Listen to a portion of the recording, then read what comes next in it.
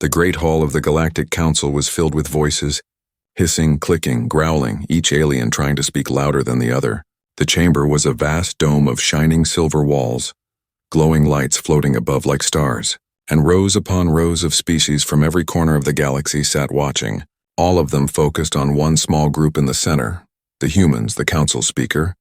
A tall creature with skin like cracked stone and eyes glowing blue, stood and slammed his staff against the floor. The sound echoed across the dome and the noise slowly faded into silence. He looked down at the humans and spoke with heavy authority. His voice carried through the hall with the aid of hidden machines. "Humans of Earth, you are accused of spreading violence across the galaxy.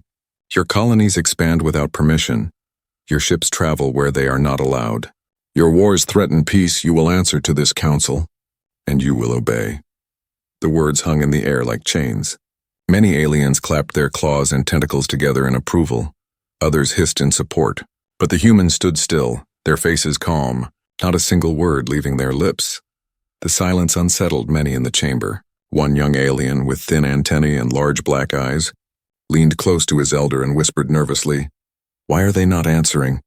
Why do they not look afraid?" The elder shushed him, but his own eyes showed unease. The council speaker continued, "For too long you have acted like predators among sheep. But here in this chamber your claws will be clipped. Humanity must be placed under control." His voice rose, filled with pride, and the aliens around him cheered louder, their voices echoing in the dome. The humans still did not speak. Their silence was heavier than shouting. Their stillness felt like waiting, like a hunter crouched in tall grass, unseen but ready. The oldest member of the council, a being of feathers and gold eyes, shifted uneasily. She had lived long enough to remember history that others had forgotten. She whispered to the delegate beside her, "They are too quiet, too still. Do not forget their past. Do not forget what they are." But the delegate laughed, shaking his head. "They are only one world, one small species. They are nothing." The human's envoy finally moved. A man in a dark suit, simple and neat. He lifted his head slowly, his eyes calm but sharp like steel. The chamber leaned closer as if the whole galaxy held its breath. The man's lips curved into a faint smile. Not wide, not friendly, but sharp. A smile that belonged not to prey, but to something far more dangerous. That smile spread unease like a cold wind through the chamber. Aliens shifted in their seats. Claws tapped nervously on the railing. Some even pulled back into the shadows without saying a single word. The human had turned the mood of the chamber upside down. The council speaker slammed his staff again, louder this time as if to break the tension. "You dare to smirk? You dare show disrespect to this council?" He roared, his voice cracking with anger. But the humans did not flinch, not even a blink. In the far corner of the chamber, an alien historian muttered under his breath, his voice trembling, "Do not corner them. Do not think them weak. I have studied their wars. Their history, they do not break, they hunt." His words were ignored, lost in the rising wave of alien voices shouting for punishment, sanctions, war. But under the noise, something else grew, a strange feeling spreading across the chamber. The kind of feeling when one realizes the forest is too quiet, when one senses the predator watching unseen. The humans had not yet spoken a single word, but already the most powerful council in the galaxy felt a shadow pass over them. At last the human envoy tilted his head, his smile fading into a look colder than silence. His voice was calm, smooth, almost gentle, yet it cut through the dome sharper than a blade. "We hear your threats," he said simply. His words carried without effort. "Every species listening. And we remember them, nothing more." Just that, but it was enough. Silence crashed into the chamber. Thick and heavy, even the council speaker, so full of fury, froze in place. The words were not a promise, not a warning, but something else. Something that made the heart of every listener beat faster with fear. And so the first meeting ended. Not with the council triumphant, not with humans bowing, but with the galaxy suddenly unsure, as if a door had opened and a shadow stepped through. The aliens had tried to bully humanity, but in that moment they realized something they had forgotten. Humans did not bow like prey. Humans smiled like predators, waiting, watching, patient and hungry. The council chamber emptied slowly, voices of 100 different languages echoing down the long crystal halls. Some aliens laughed proudly, convinced they had forced humans into silence. Others whispered uneasily, glancing back at the tall figures who had stood so calm, so still as if nothing in the galaxy could shake them. But far away from the shining towers of the council, In the hidden libraries and dusty records of ancient species, stories were being remembered. The kind of stories most had chosen to forget. An old scholar bent over cracked scrolls in a quiet room, his feathers trembling as he whispered to himself, "Not prey, never prey. Only predators." He turned a page showing ancient battles, a red planet burning, ships falling, and men who fought with fire in their eyes. Even when death was certain on distant colonies, younger aliens asked their elders about humanity. "Are they really dangerous?" One child chirped, her skin glittering like glass. The elder gave a long, tired sigh. "Child, there is a reason humans fear their own history. Their wars nearly destroyed their world again and again, but each time they rose stronger, do you not see? No one survives fire so many times unless they are made of something different." Back on Earth, humans watched the council broadcasts with quiet focus. They did not cheer. They did not rage. They simply remembered. They had been called animals, savages, predators, yet none of those words were new. They had heard them before, from their own kind, from their own history, and it had never broken them. The Galactic Council believed their sanctions would bring humanity to its knees. Trade ships blocked, fuel cut, colonies starved, but on the ground the story was different. Farmers doubled their harvest. Engineers built machines from scrap. Soldiers trained in the ruins of forgotten cities. The Council thought weakness would show, but only resilience did on the moon colony of Artemis. An alien merchant whispered nervously to his partner, "The humans still eat, still work, still smile. Even without our supplies, how?" His partner shook his head. "Because they do what no one else does. They suffer, they bleed, and still they keep moving." Meanwhile, in the darker corners of the galaxy, mercenaries gathered in smoke-filled rooms, their scales glinting under dim lights. "The Council offers credits to fight the humans," one hissed. But the room fell silent. No one raised their hand. One scarred warrior leaned forward, his voice low. "I have fought them. Once, never again. They look at you like prey. Even when you hold the blade, even when you think you've won, they make you doubt. And when you doubt, they strike." The others shivered, remembering their own encounters. Whispers spread faster than ships could travel. On trade routes, in hidden bars, in the minds of children. Stories of Earth's history retold in hushed voices. Stories of battles where humans fought outnumbered 100-1. Of explorers who crossed oceans of ice and fire. Of survivors who rebuilt cities from ashes. The Council tried to drown those whispers with propaganda, calling humans reckless savages who endangered peace, but in the eyes of many species, a different thought was growing. If the Council was so powerful, why did it fear one small world so much? And if humans were only savages, why did their silence feel so heavy? The old historian who had warned before stood in the Council library again, his voice breaking as he spoke to a gathering of delegates. "Do not mistake quiet for weakness. Do not mistake patience for surrender. They are not like us. They are something older, sharper, harder. They are predators who learned to wear the mask of prey." The delegates laughed, but their laughter was thin, forced, echoing nervously through the chamber. Somewhere deep inside, they all felt the truth of his words. And in the silence of Earth's command halls, far from alien eyes, human leaders prepared. Their maps marked, their fleets waiting, their eyes calm. They did not rush, they did not shout. They only whispered one sentence to one another, a sentence that spread like fire in the human heart. They wanted prey, they said, but they found hunters instead. The first strikes came quietly, without fire or battle cries. The Council thought cutting off supplies would be enough. They blocked the trade lanes. Their ships patrolled the stars. Their allies celebrated, convinced Earth would bend. Colonies would starve and humans would beg. But humans did not beg on Mars. Men and women worked day and night digging deeper mines, building crude engines from metal scraps, ships that should not fly but did in the freezing dark of Europa. Children learned to fish from beneath the ice, their laughter echoing against steel walls. No one waited for the Council's mercy. They survived in ways no alien could understand. The first mistake the Council made was underestimating small battles. On the edge of Orion space, 3 human freighters were surrounded by 6 alien cruisers. The aliens laughed, their weapons locked. They expected surrender. Instead, the freighters split formation and moved like wolves in a hunt. One ship sacrificed itself, slamming into the lead cruiser. Its explosion tearing through shields, the other 2 darted through the chaos, firing with precision when the smoke cleared. 4 alien cruisers were burning, and the humans, 2 small freighters, had escaped. News traveled faster than light. Whispers carried in cargo holds and soldier camps. They should have died, but they lived, aliens muttered. fear twisting their words. They fight like nothing we've seen. On a distant outpost, an alien officer reported with shaking hands. They do not follow our rules of war. They set traps, they vanish, they bleed, and still they charge. They do not run when cornered, they strike. His commander dismissed him, but the fear in the officer's eyes spread faster than the report itself. In the smoky halls of mercenary guilds, contracts to fight humans lay untouched.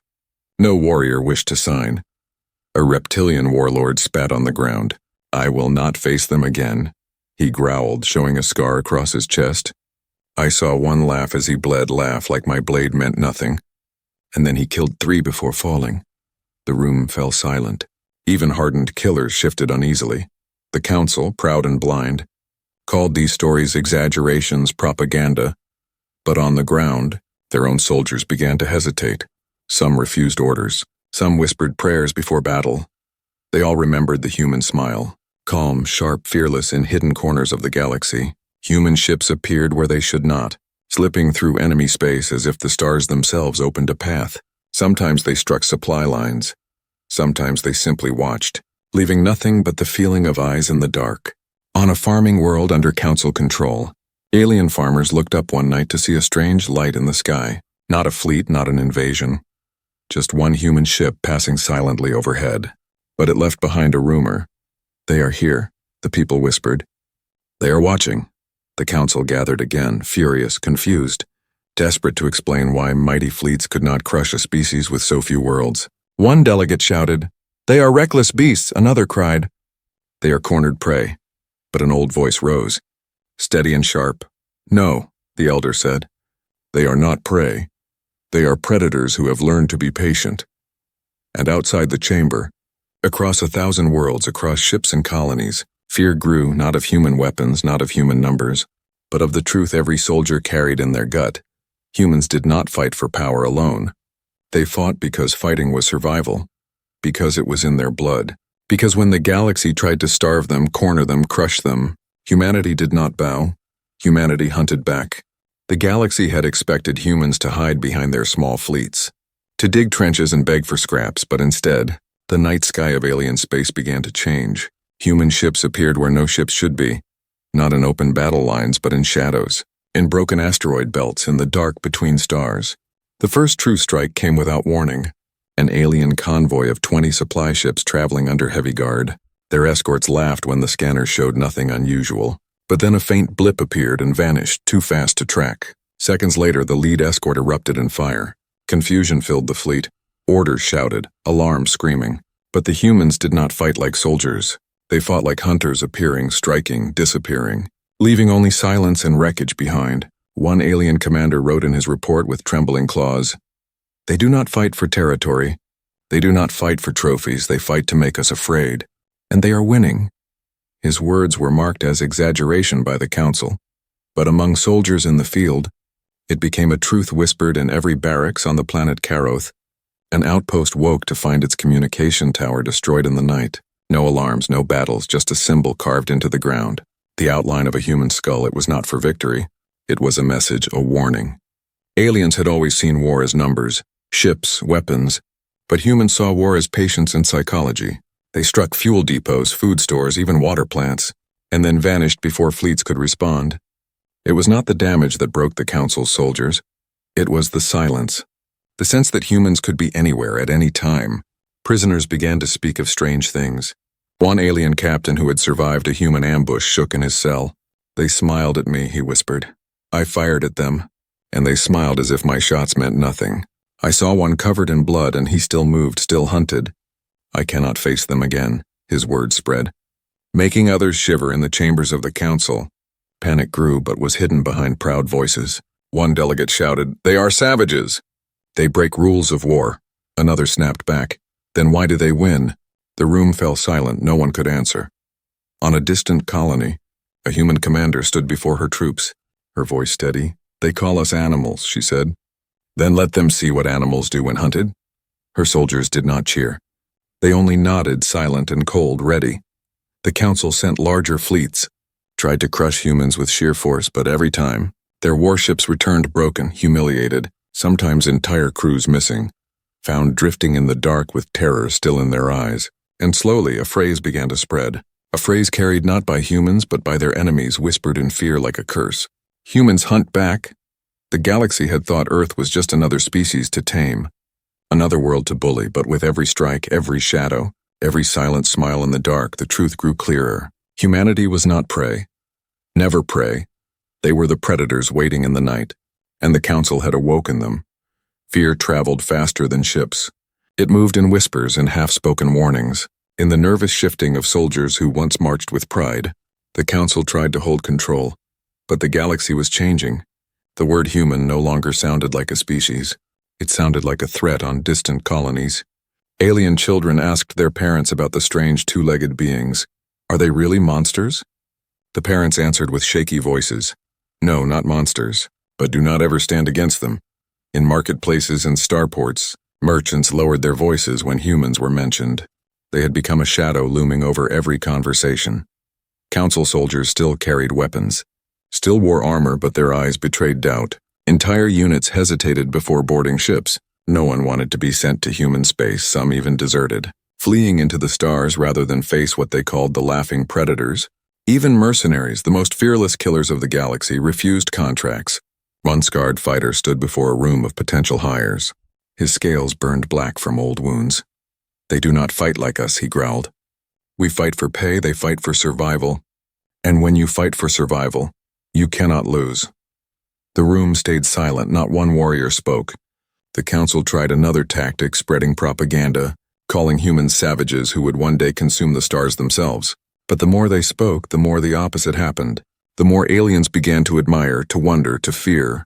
If they are so weak, whispered one traitor, why does the Council fear them so much?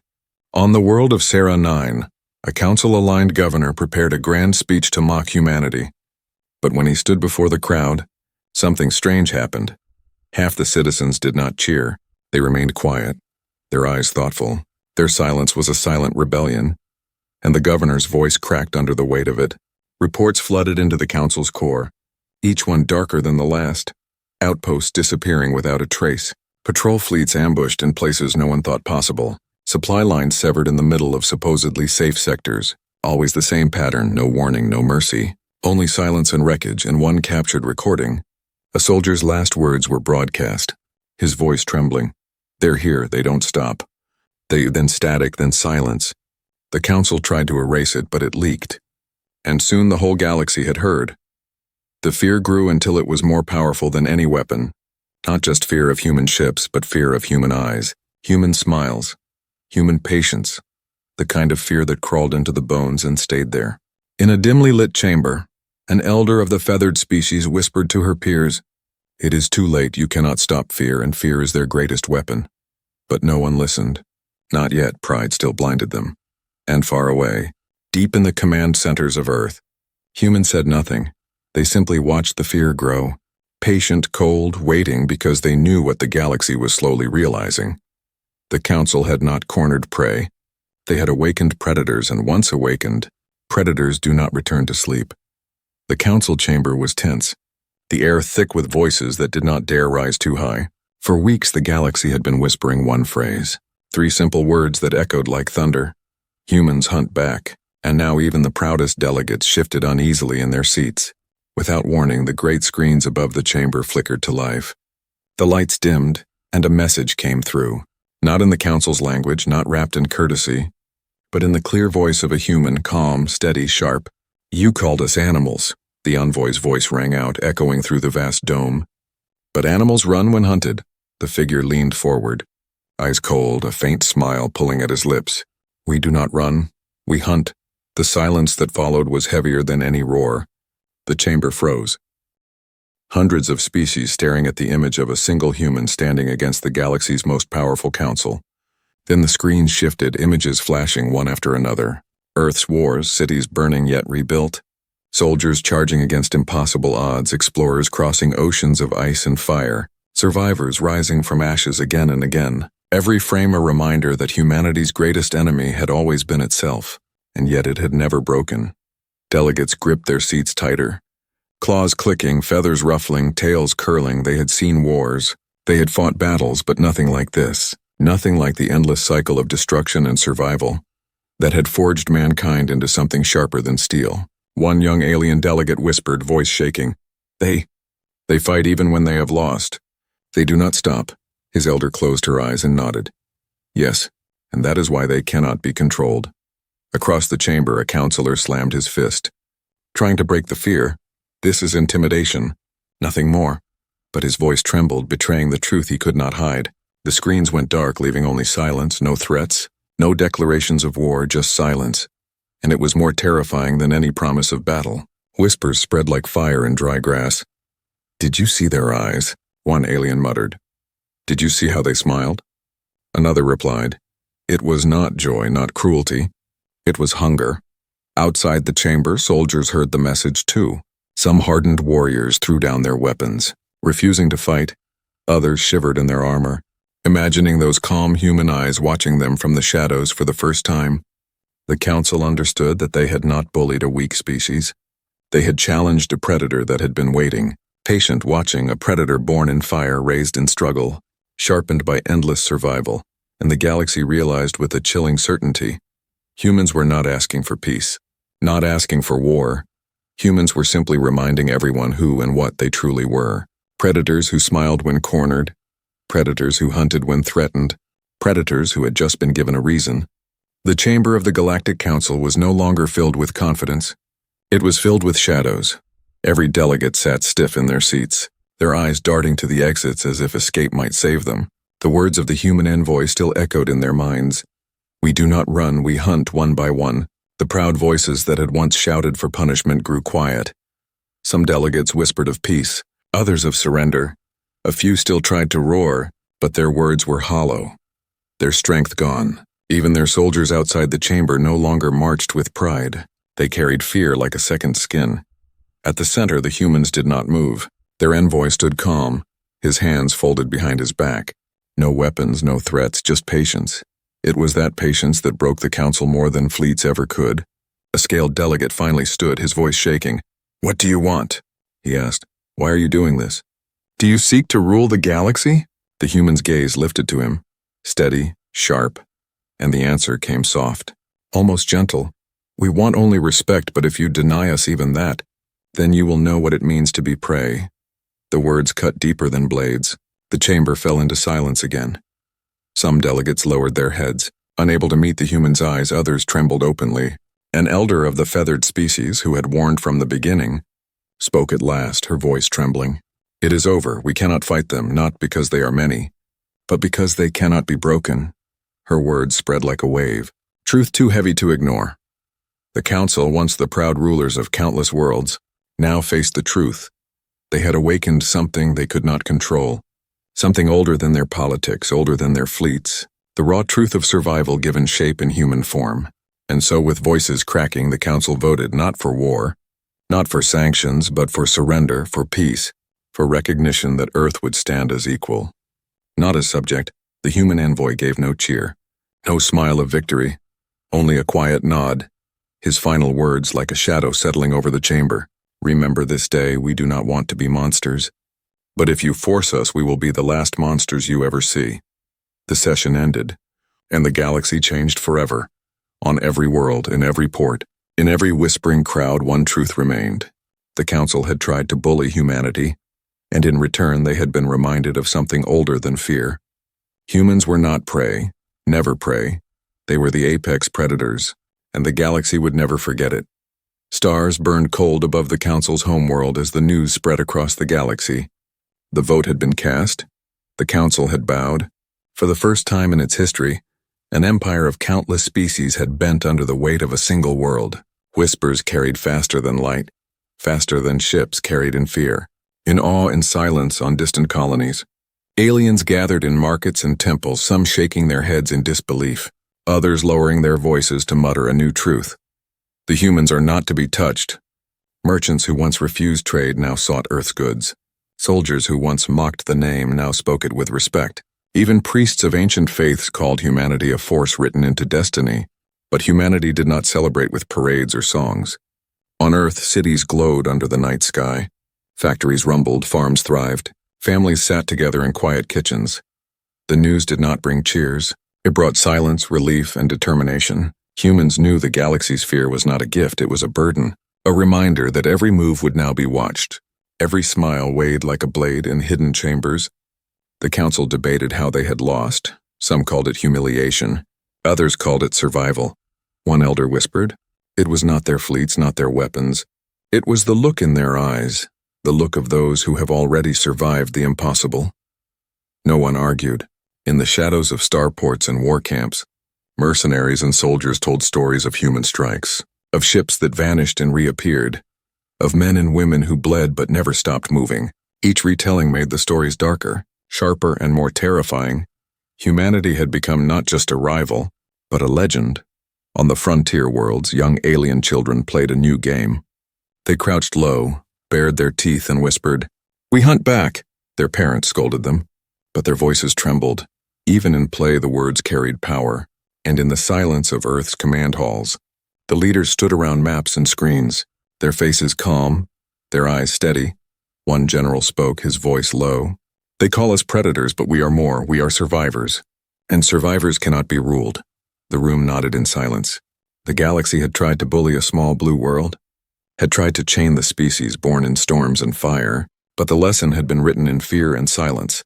Never again would humanity be called prey. Never again would anyone forget what happened when they were pushed. And so the story ended not with cheers, not with banners, but with a truth that stretched across the stars.